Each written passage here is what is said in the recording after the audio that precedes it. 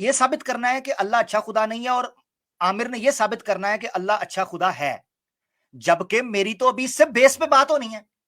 जब तो terms and conditions ही तय नहीं हुई, जब तो ये भी तय नहीं हुआ कि किस तरह, कौन पहले बात करेगा, कौन सेकंड करेगा, ये भी नहीं हुआ कि उसके बाद क्वेश्चन आंसर सेशन होगा कि नहीं, ये भी नहीं हुआ कि सोर्सेज क्या हैं। तुम मुझे हदीस पेश करोगे, कुरान के हवाले दूंगा, हमारी मोरालिटी की बेस क्या होगी? एक मिनट के लिए सोचें। इसने एक दिन पहले मुझे ईमेल भेजी है, अगले दिन डिबेट का टाइटल। किसको चूना लगा रहा है? किसको चूना लगा रहा है? एक मिनट जरा,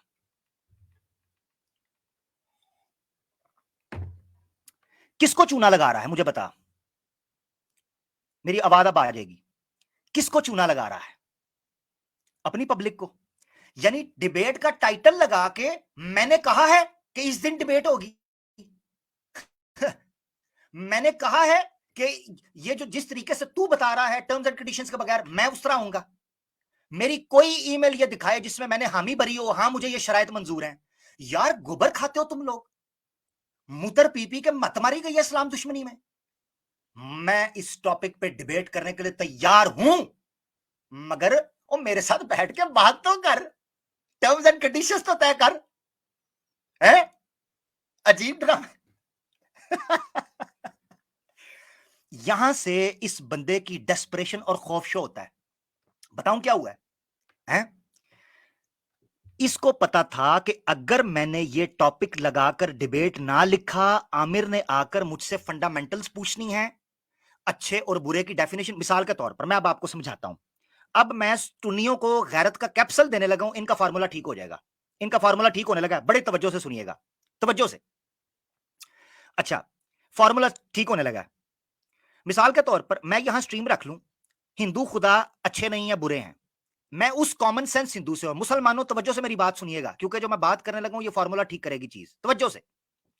मिसाल के तौर पर मैं यहां एक स्ट्रीम लगाऊं और लिखूं डिबेट ओपन चैलेंज, हिंदू खुदा अच्छे नहीं हैं, आमिर हक वर्सेस ऑल पंडित, ये मैं टाइटल लगा दूं, और मैं साबित करना शुरू कर दूं कि शिव जी ने मोही जी की टांगे उठा दी थी, या ये मैं शो करना शुरू कर दूं कि श्री कृष्णा जी ने गोपियों के साथ रंगरलियां मनाई हैं, गंद किया, या मैं ये शो करना शुरू कर दूं कि ब्रह्मा जी ने सरस्वती जो हैं उनको ही फड़का के रख दिया, उनकी टांगे हवा में ले गए, या मैं ये शो करना शुरू कर दूं कि शिव जी जो हैं वो पार्वती जी के साथ अश्लीलता करते हुए पकड़े गए, या मैं ये शो करना शुरू कर दूं कि श्री गणेश जी जो हैं वो अपनी ही जनाब जो बाजी हैं, बहन हैं, उनके साथ रंगरलियां मनाते लीला वैक्यूम क्लीनर के अंदर पकड़े गए, या मैं ये शो कर दूं कि किस तरीके से श्री कृष्णा जी ने अपनी ही फूफी को रगड़ दिया, या मैं ये दिखाना शुरू कर दूं कि किस तरीके से श्री कृष्णा जी ने अपनी ही कजन को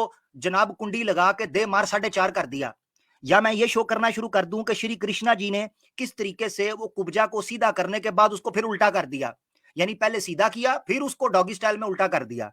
आप अंदाजा करें, अगर मैं ये बातें करना शुरू कर दूं तो हिंदू आएंगे नीचे से, पता क्या कहेंगे? नहीं नहीं नहीं नहीं नहीं नहीं नहीं नहीं नहीं नहीं नहीं नहीं नहीं नहीं नहीं। मैं कहूंगा जी क्यों नहीं नहीं नहीं नहीं? हैं जी? तो आगे से पता क्या कहेंगे? आज कहेंगे जी आपको क्या पता हिंदू धर्म का, ये तो भगवान की लीला है, रंग नीला है, काम करतूत पीला है, और पानी थोड़ा गीला है जी। यार कमाल है। हाय हाय हाय हाय हाय। यानी मैं तुम्हारे खुदाओं की स्ट्रीम रखूं तो तुम मुझे बताने आओ कि अच्छा क्या है और बुरा क्या है। तो जब साहिल ये स्ट्रीम रखेगा तो मैं उससे उसूली तौर पर पूछूंगा नहीं कि बेटा पहले बता तू खुदा को मानता भी है या नहीं? अगर तू खुदा को मानता है वो कौन है जी? उसकी सिफात क्या है, उसके करेक्टरिस्टिक्स क्या हैं? अच्छा जी, ये भी तय हो गया। तो दूसरा सवाल मेरा होगा, ये तो मुझे बता कि तेरे नजदीक मोरालिटी की उसूल क्या हैं, फंडामेंटल्स क्या हैं, क्राइटेरिया क्या है? ऑब्जेक्टिव है, सब्जेक्टिव है? अगर सब्जेक्टिव है तो उसका सोर्स क्या है? जिस चीज को तू अच्छा कह रहा है क्वाइट पॉसिबल दूसरे के लिए वो अच्छी हो। सोचने की बात है ना। मिसाल के तौर पर एक बंदे को श्री कृष्णा जी ने 16,000 बीवियों की ठुकाई की। अब हमारे नजदीक ये चीज पॉसिबल नहीं है, हमारे नजदीक ये पॉसिबल नहीं है, मगर हिंदुओं के नजदीक पॉसिबल है क्योंकि वो भगवान थे, हैं जी। हमारे नजदीक शिव जी ने बेटे का सर तन से जुदा कर दिया और बाद में हाथी का लगा दिया, हमारे लिए पॉसिबल नहीं है, मगर इनके लिए लीला है, पॉसिबल है। इनके नजदीक पार्वती देवी जो हैं, उन्होंने अपनी गंदी मैल से, बगलों की और टांगों की और पिछवाड़े के मैल से श्री गणेश को पैदा किया, इनके नजदीक वो पॉसिबल है, हमारे नजदीक पॉसिबल नहीं है। श्री कृष्णा जो है, इनके नजदीक छोटी उम्र में चोरी चकारी लुटेरे थे, जेब कतरे थे, हैं जी। हमारे नजदीक ये बुरी बात है, इनके नजदीक वो नटखट श्री कृष्णा थे। इनके नजदीक गोपियों के कपड़े उठाना, उनको सबक देना, उनको बताने के मुतरादिफ था कि गोपियों को समझाते थे नंगा होकर नहाया ना करो। हमारे नजदीक वो शक्ति कपूर और इमरान हाशमी का किरदार अदा कर रहे थे श्री कृष्णा जी, ठरकबाजी की इंतहा को पहुंचे हुए थे, हैं जी, बाबा राम रहीम की तरह। दे मार 4.5, जो गोपी हाथ में आई उसको सुंगड़ी में लेके जाऊं और खोपचे में उसको दिखाऊं। हाँ, चिंता ता चिता चिता, चिंता ता पड़ा बजा, हैं जी। तो श्री कृष्णा जी तो ये कर रहे थे। अब मुझसे आकर कोई सनातनी पूछेगा नहीं कि तुम्हारे नजदीक पाप और पुण्य का उसूल क्या है, इसमें अंतर करने का तुम्हारे पास क्या रूल है। हाँ जी, हाँ जी।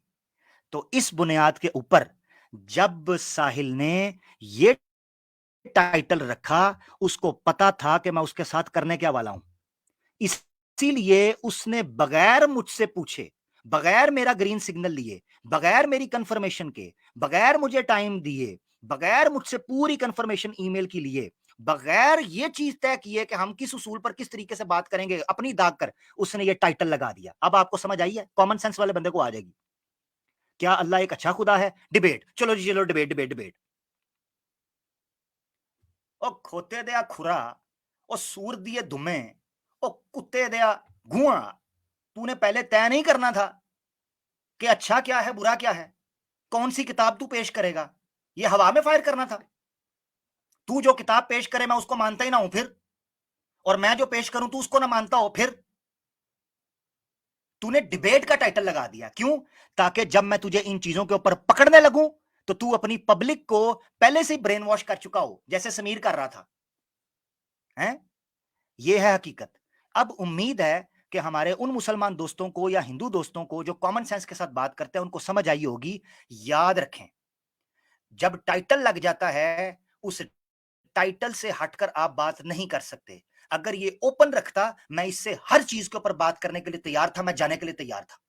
उसके बाद हम तय करते कि ये टॉपिक किस डेट को होगा। टॉपिक यही रहता, क्या अल्लाह अच्छा खुदा है कि नहीं, यही रहता, ठीक है, यही रहता। मगर पहले उसूल तय होते।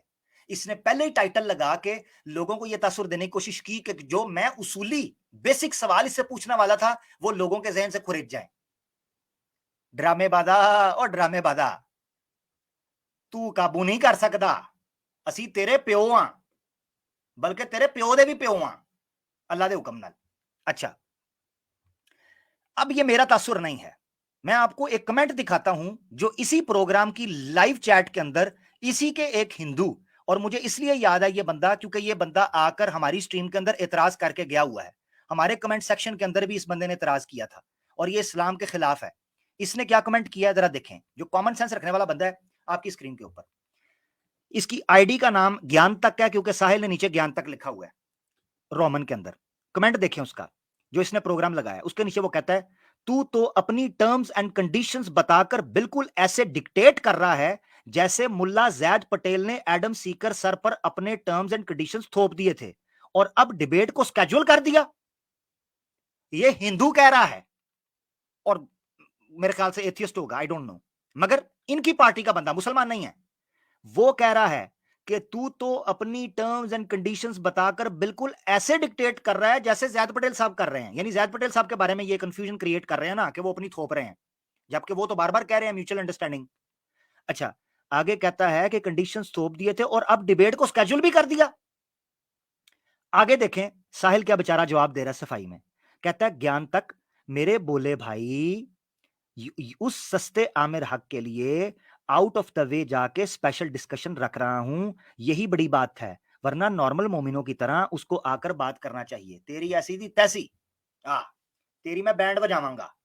नॉर्मल मोमिन, तुझे कान पकड़ा के बेटा चौक के अंदर उसूल और जवाबित के तहत बात करूंगा। डेढ़ क्षणा कि जी इस तरीके से बात होगी। न्यूज नेशन समझा है क्या? पीनास त्यागी जो मेरी रखेल है उसका घर समझा है क्या? टुनियों का कोठा समझा है क्या? सनातन धर्म समझा है क्या? कमाल है। तो जब दम हुआ, इनविटेशन टू जीजा आवाज़े हक, ये लिखना है। इनविटेशन टू, अब नई शर्त आ गई है। हाँ जी, अब नई शर्त आ गई है। इनविटेशन टू जीजा जी, सनातनियों के जीजा जी आवाज़े हक, ये ऐसा पोस्टर लगाना है बड़ा सा, और मेरा लोगो लगाना है। बेटा अच्छे से सुन ले, बेटा अच्छे से सुन ले, ये लड़के वालों की डिमांड है। और तुझे पता है जिस देश में तू रह रहा है, अगर तूने लड़के वालों की डिमांड पूरी ना की, खड़े पैरों पर तेरी लड़की वापस भेज दूंगा, फिर नियोग करवाता रहियो। हाँ, तेरी मर्जी है, खड़े पैरों पर। तो बड़ा पोस्टर लगा, इनविटेशन टू जीजा आवाज़े हक, टुनियों का जीजा, नीचे छोटा टाइटल लगाना है, टुनियों का जीजा। उसके ऊपर बुला के मुझे पूरी जनाब स्ट्रीम करनी है, मैं आ जाऊंगा तुम्हारी बैंड बजाने। देखो भाई, मेरा काम है सर्विस, पब्लिक सर्विस मैसेज। मैं आऊंगा पब्लिक सर्विस मैसेज के साथ साथ पब्लिक सर्विस मसाज दे के जाऊंगा, और ऐसे कड़ाके निकालूंगा कि उन हड्डियों के आज तक कड़ाके तुम्हारे जिस्म में निकले नहीं होंगे, और बल्कि तुम्हें पता भी नहीं होगा कि तुम्हारे जिस्म में उस जगह पर भी हड्डी थी। हाँ, ऐसे कड़ाके निकलूंगा। हाँ, ये याद रखना। अच्छा, यहां तक तो मेरी बात थी साहिल के हवाले से। अब हमने जबकि इनकी बाजी की पुंगी बजा दी है, और मैंने आपको यह चीज बता दी है कि क्यों मैं इस टाइटल के ऊपर उधर नहीं जाऊंगा, उसकी वजह मैंने आपको समझा दी है। ये डेढ़ क्षणा कह रहा था डिबेट तो पता नहीं होनी है कि नहीं, इसको मैं घेर के ले आऊं इस तरीके से हैं, और जनाब आ जाए। वो बेटा मैंने, मुझे फ्री की पब्लिसिटी मिल रही है, देता रहे वहां पर, देता रहे है, वो देता रहे। जब उसूल के तहत नहीं आएगा, बात नहीं होगी। तुम्हारे चैनल पे आने के लिए तैयार हूं। अभी तो मैंने वो शर्त भी नहीं रखी कि सुपर चैट बंद हो, मेरे चैनल पर भी चले, मैंने तो ऐसी कोई बात ही नहीं रखी थी।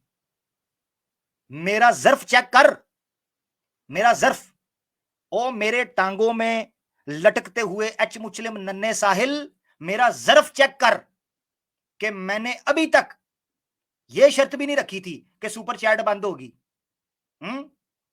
इसी तरीके से मेरे चैनल पे चलेगा, इसी तरीके, मैंने कोई शर्त ही नहीं रखी थी, मुझे एक्सेस देगा। सिर्फ एक चीज रखी थी, इनविटेशन टू आवाज़े हक, बार बार कह रहा हूं, ये चीज है। ठीक है। अच्छा, कुछ लोग फिर कहेंगे जी वो ये जो यहां कह रहे हैं वहां कह लें, और तुम लोगों को पता ही नहीं है वो जो टॉपिक रखा हुआ है उस पर कितने जो कॉमन सेंस रखने वाले हिंदू हैं वो नहीं समझ पाएंगे जो मेरा पॉइंट है, जब तक मैं वहां एक्सप्लेन नहीं करूंगा। तो टाइटल वो होना चाहिए, ये ध्यान में रखें। अच्छा, अब टॉपिक लिखा हो क्या, अल्लाह अच्छा खुदा, मैं कब कह रहा हूं टॉपिक पे बात नहीं होगी, इसी टॉपिक पे डिबेट होगी, इसी पे, मगर पहले उसूल तय करेंगे। हाँ, ऐसे नहीं, ताकि जब स्ट्रीम खुले पता चले किसी को बज रही है। ये मेरा मुतालबा है। बहुत शुक्रिया। हाँ, ये जी न्यूज नेशन के चैंपियन हैं हम। लो जी, यहां तक तो मैंने इनकी बाजी की ठुकाई करनी थी, अब इनकी माता जी की छतरोल का टाइम आ गया, चाय की चुस्की के साथ।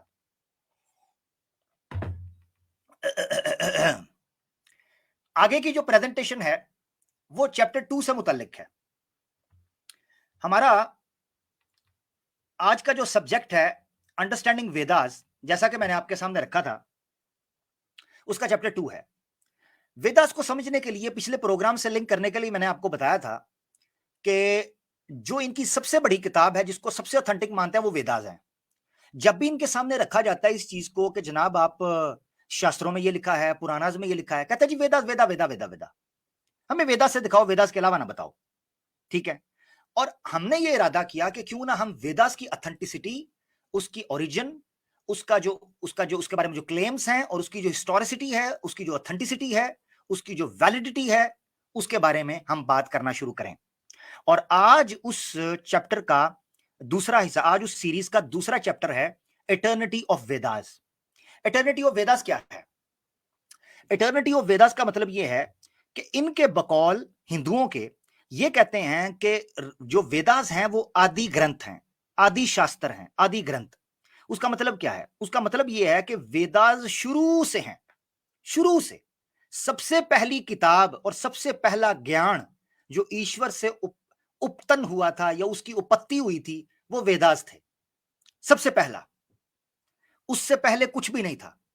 सबसे पहला जो ज्ञान उत्पन्न हुआ था वो वेदास था। यहां से हमारी आज के दूसरे सेगमेंट का जो हमारा ओरिजिनल टॉपिक है, जिसके लिए हम स्ट्रीम रखते हैं एवरी फ्राइडे, यहां से वो शुरू हो रहा है। इसीलिए अब आपने कॉपी पेंसिल निकालनी है, क्योंकि आज हमारा दूसरा चैप्टर जो है उस पीरियड का आगाज हो गया है। ठहरे, क्योंकि टुनियों की अब क्लास शुरू होने लगी है, तो उसको डिफरेंशिएट करने के लिए हम पीरियड का आगाज कर दें। टुन्नी तल्ली आपकी स्क्रीन के ऊपर पीरियड शुरू होने लगा है।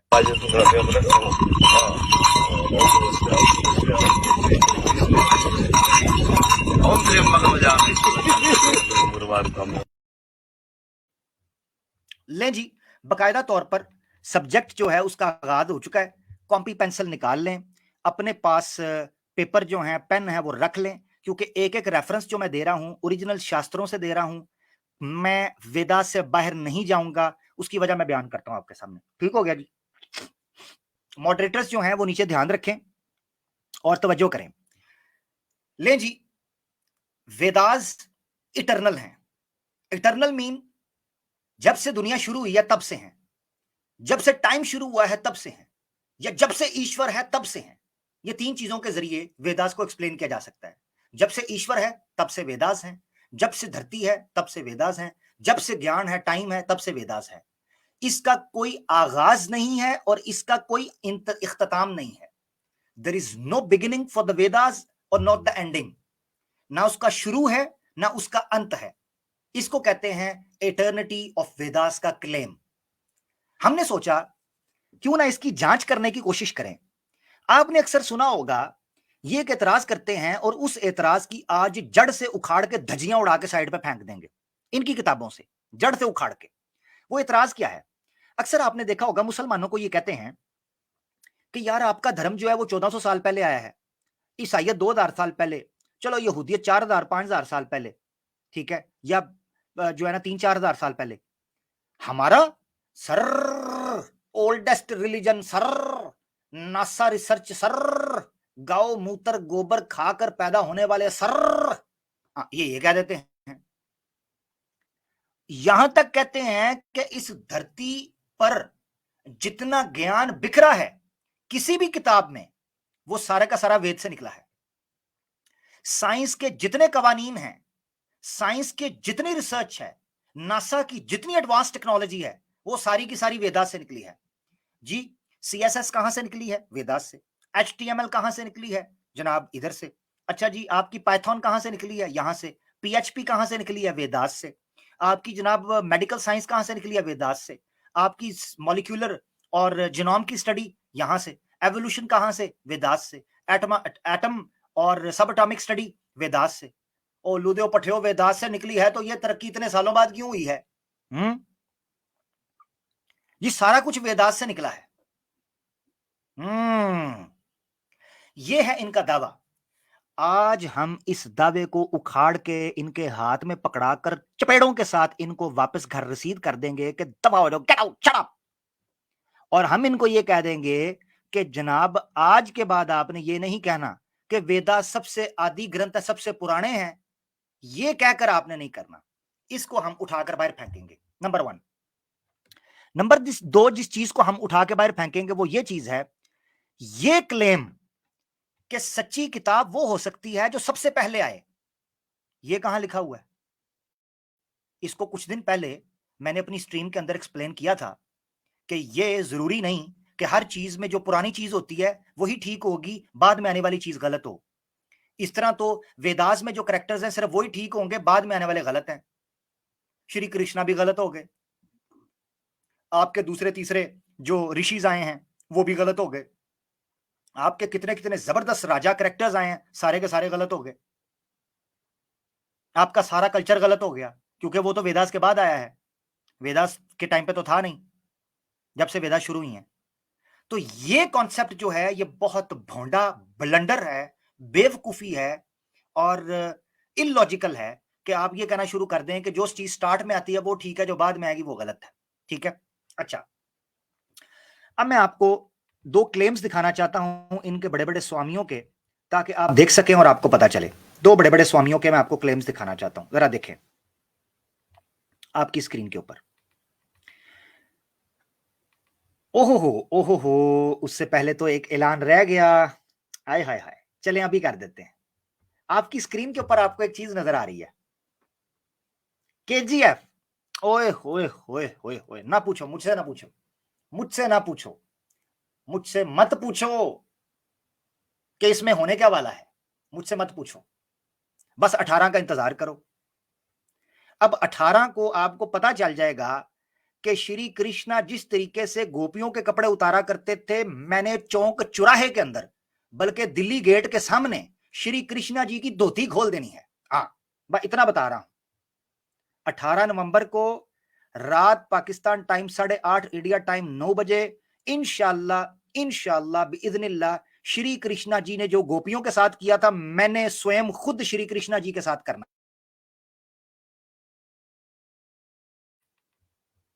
श्री कृष्ण बात थोड़ी कटेगी, ब्रेक लेता हूं।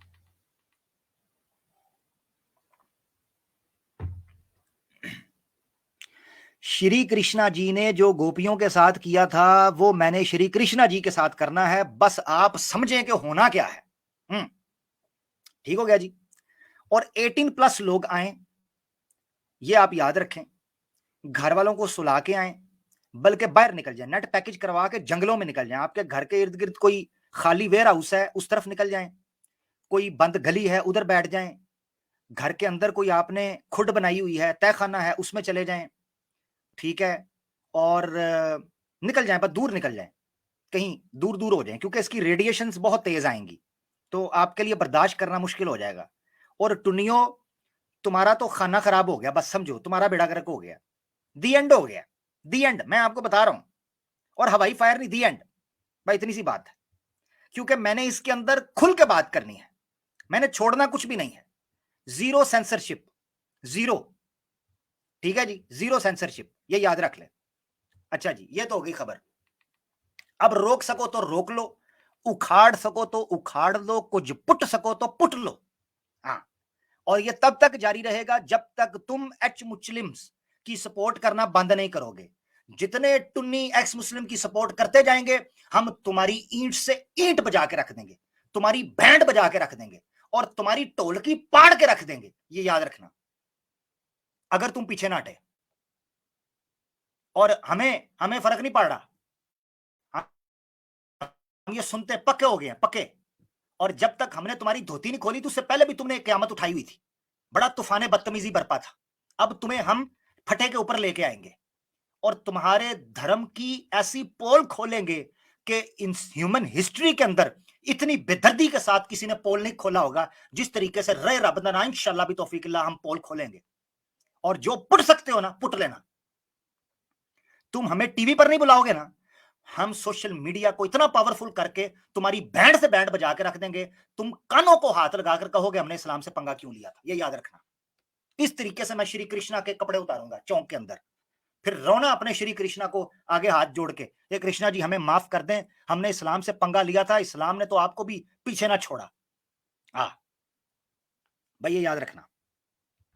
बस अपने अपने काम पे लगे रहो, अब मैं निबड़ दूंगा। अच्छा, अब हम चलते हैं अपने टॉपिक की तरफ वापस। ये तो एक इंपॉर्टेंट अनाउंसमेंट थी अगले प्रोग्राम के लिए, उसका इंतजार करें, और इंशाल्लाह मैं कोशिश करूंगा ट्रेलर भी लॉन्च करेंगे इंशाल्लाह। ठीक है, सबसे पहले ये क्लेम किसने किया? सत्यार्थ प्रकाश के अंदर आर्या समाजियों ने एक रिफॉर्म्ड फॉर्म के अंदर ये क्लेम किया था। इसका पेज नंबर है 157, पीडीएफ के अंदर भी 157 156 बन जाता है। सत्यार्थ प्रकाश में उनसे सवाल पूछा गया, क्या वेदास इटर्नल हैं या नॉन इटर्नल हैं? तो उन्होंने पहली लाइन के अंदर क्रिस्टल क्लियर छूटते ही जवाब दिया, दे आर इटर्नल, कि वो हमेशा से हैं, उनकी कोई शुरुआत नहीं है, उनकी कोई बिगिनिंग नहीं है, शुरू से हैं। और उसकी एक्सप्लेनेशन उन्होंने दी कि क्योंकि वेदास ईश्वर का ज्ञान है, जिस तरह ईश्वर गैर फानी है, इटर्नल है, वैसे उसका ज्ञान भी होना चाहिए। इसीलिए वेदास ईश्वर का ज्ञान है, लिहाजा ईश्वर इटर्नल है तो उसका ज्ञान भी इटर्नल है, तो वेदास भी इटर्नल है। ये सिंपल 2+2=4 की तरह समझ आने वाली बात थी। सवाल यहां ये उठता है कि क्या ईश्वर का ज्ञान सिर्फ वेदास है? क्या ईश्वर के ज्ञान में यह नहीं था कि आमिर हक आएगा और रगड़ के रख देगा टुन्नी धर्म को? है? क्या ईश्वर को इस चीज का ज्ञान नहीं था? अगर ज्ञान था तो मैं भी गैर फानी हुआ, मैं भी इटरनल हुआ। हाँ जी, ईश्वर को ज्ञान तो सारी चीजों का था, तो सारी चीजों को फानी गैर फानी होना चाहिए, इटरनल होना चाहिए, क्योंकि फॉर्मूला ये लगा है ईश्वर फानी है, इटरनल है, और ईश्वर का ज्ञान भी इटरनल है, लिहाजा वेदास इटरनल है। तो हम ये सवाल करते हैं, जब ईश्वर इटरनल है, ईश्वर का ज्ञान इटरनल है, वेदास इसलिए इटरनल है, तो ईश्वर के ज्ञान वेदास से ऊपर भी हैं, यानी हर चीज का ज्ञान वेदास के अंदर नहीं है, कुछ ऐसी चीजें हैं जो वेदास के अंदर जिक्र भी नहीं है, तो लिहाजा उनको भी होना चाहिए आउट उस चीज से। ये बड़ा इंपॉर्टेंट सवाल था जिसको इन्होंने अटेंड नहीं किया। ठीक है, ये थे स्वामी दयानंद सरस्वती साहब ने जो जवाब दिया। आगे पढ़ते हैं वो क्या कहते हैं। जो मैंने नीचे हाईलाइट किया है ये इस एतबार से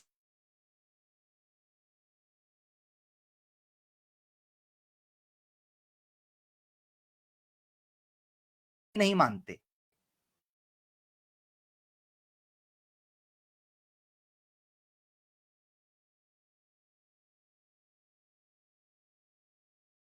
वो भी गलत है। वेदास को छोड़ो, आज बताओ, हमने रिफॉर्म कर लिया है, तो संस्कृत भी नहीं आती, हम तो हिंदी भी नहीं जानते, हमारे तो घर में भी नहीं पढ़ी, हमने बच्चों को भी मना कर दिया, हमारे तो मंदिर में नहीं पढ़ी जाती। ये सारे वो भोंगियां हैं, जब इनको वेदा का रेफरेंस दिया जाता है ये उससे भागने के लिए इस्तेमाल करते हैं। तो लास्ट पैराग्राफ आपने जरूर देखना है जिसको मैं बयान करने लगा हूं। स्वामी दयानंद सरस्वती साहब सत्यार्थ प्रकाश में इंग्लिश की जो बुक है उसके अंदर लिखते हैं, had not God revealed the Vedas no man would have been able to write anything. अगर ईश्वर ने उत्पन्न ना की होती, वेदास की उत्पत्ति ना की होती, तो कोई मनुष्य भी ज्ञान की कोई बात भी लिख नहीं सकता था। आगे सेकंड लाइन और लास्ट लाइन में है, स्वामी दयानंद कहते हैं महर्षि जी कि जब तुमसे यह प्रश्न किया जाए कि तुम्हारा धर्म क्या है, and when questioned as to his religion, let everyone answer that his religion is Vedic, i.e. he believes in whatever is said in the Vedas. Swami Dayanand महर्षि आर्य समाज के बानी सत्यार्थ प्रकाश में आखिरी लाइन आपके सामने है। वो कहते हैं कि जब भी कभी तुमसे कोई पूछे तुम्हारा धर्म क्या है, तो तुमने कहना है मेरा धर्म वेद है। क्यों? आगे ब्लू वाली लाइन देखें, he believes in whatever is said in the Vedas, क्योंकि वो विश्वास करता है, वो ईमान रखता है, वो बिलीव करता है जो चीजें भी वेदास के अंदर लिखी हुई हैं। ये एक इजाफी नोट था इस एतबार से कि एक रेफरेंस है, महर्षि जी कह रहे हैं कि सनातन धर्म के मानने वाले कभी ये नहीं कह सकते कि हम वेदास को नहीं मानते। उनका यही कहना है कि धर्म वेदा है और वेदास में जो लिखा है हम उसको मानते हैं। ठीक हो गया जी। ये स्वामी दयानंद सरस्वती साहब ने लिखा कि इटरनल है। स्वामी विवेकानंद जो हैं इनका बहुत नाम लिया जाता है। एक आर्टिकल है स्पीकिंग ट्री के ऊपर, उसमें स्वामी विवेकानंद जो हैं वो क्या लिखते हैं, वो कहते हैं all that is called knowledge is in the Vedas. जिस चीज को भी ज्ञान के नाम से याद किया जा सकता है वो वेदास है। Every word is sacred and eternal. हर शब्द पवित्र है, पाक है, प्योर है एंड इटर्नल, वो गैर फानी है, उसका कोई आगाज और कोई अंजाम नहीं है। इटर्नल एज द सोल, वो रूह की तरह, आत्मा की तरह इटर्नल है। Without beginning and without and, वो शुरू भी नहीं होता और उसका अंजाम भी नहीं होता। इसका मतलब है आर्य समाज के दो बड़े स्वामी जो हैं, जो कि वेदास के बड़े ज्ञानी हैं, स्वामी दयानंद सरस्वती साहब और दूसरे जो थोड़ा सा इख्तलाफ करते हैं मगर इटर्निटी ऑफ वेदास के अकीदे के ये कायल हैं, यानी वेदास हमेशा से हैं। हमने सोचा कि हम जानने की कोशिश करें। मैं चाह रहा हूं सारे लोग तवज्जो करें क्योंकि यहां से रेफरेंसेस का स्टार्ट होने लगा हूं। मेरी गुजारिश ये है कि यहां से जितने रेफरेंस मैं दूंगा कॉपी पेंसिल के जरिए आप नोट कर सकते हैं, नहीं तो स्क्रीनशॉट लेते चले जाएं, क्योंकि यहां से मैं चंद रेफरेंसेस के जरिए आपको साबित करूंगा कि किस तरीके से वेदास जो हैं वो इटर्नल नहीं हो सकती। हमारे पास दो तरीके थे। नंबर वन, हम वेदास के इंटरनल जो क्लेम्स हैं उनको देखें, इंटरनल जो स्ट्रक्चर है उनको देखें, नंबर वन। नंबर दो ये हो सकता था कि हम जो हिस्टोरिक एविडेंस है उसको सामने रखें। इंसाइक्लोपीडिया ब्रिटानिका के तहत उसका रेफरेंस आप जाके सिर्फ गूगल पे जाएं, इंसाइक्लोपीडिया ब्रिटानिका, वहां जाके वेदास लिखें। वहां लिखा हुआ है कि ये 1500 से 500 बीसी यानी बीसीबी यानी आप ये समझिए कि 1500 साल, यानी गिनती के 2 से 3000 साल पहले वेद